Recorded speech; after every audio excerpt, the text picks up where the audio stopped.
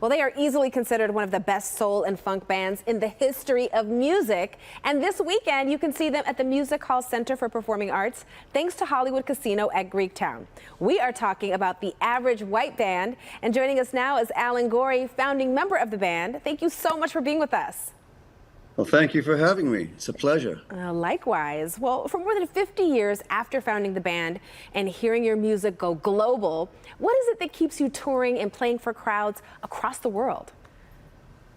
Well, the main thing is the feedback that we get from audiences, which is pretty special when you consider, the length of time we've been doing this, that it's never gotten jaded, it's never got tired, it's never got old. I suppose some people might say we have, but I just put that down to experience rather than the other side of the coin. Yeah, absolutely. Well, you're also famously known for many songs like Pick Up the Pieces. It's one of your biggest hits and has even been in movies like Iron Man 2 and Swingers. So what's your reaction to seeing that song gain new fans across generations? Well, that's very gratifying because, for a long time in the 80s and early 90s, there wasn't really much of a market, I would say, for our kind of soul music or R&B music. And the sampling era and the movies that we were included in, they brought, as you said, a whole raft of a new generation of people to see the band, to see the originators of this music that was being sampled and being used in the movies. So that was all a great thing. But that kind of took off from the mid-90s. And that gave us the raison d'etre to get back on the road and get out there and play to young audiences again.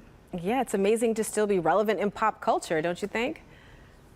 Yeah, it's amazing to be relevant a year on nowadays. I know, right? So you're definitely a trailblazer. But we know that some of your big influences include people like James Brown and Detroit's own Marvin Gaye. What did you love about their music? Everything, in short. In James's case, it was the absolutely, deep groove, some of the humor in his tunes. A lot of people maybe didn't get immediately, but we kind of took that cue for some of our lyrics that James had tongue-in-cheek stuff in there. We followed that through. Marvin Gaye, people have often said to me, who are your three favorite singers?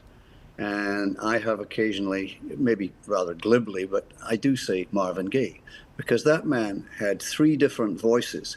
He had his real, upper chest voice, his real crying voice.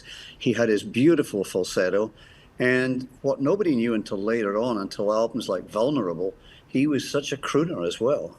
In fact, he had wanted to go into that side of things before his life was sadly cut short. And we also got to know Marvin personally. That also helped endorse our enjoyment of him as a person and, of course, as a singer. Yeah, that's very cool. So let's talk about what everybody is excited for, your show. What can people expect when you hit the stage? Well, you already mentioned Pick Up the Pieces. I mean, that's a must. If we didn't play that, we probably would be lynched. But I think Schoolboy Crush, Cut the Cake, The Love of Your Own, Queen of My Soul. We'll have a full menu of our music. Try and span, as I say at the beginning of a show, we're going to try and get through as much of our musical history on the night as possible. And I don't think we'll leave any stone unturned in that respect.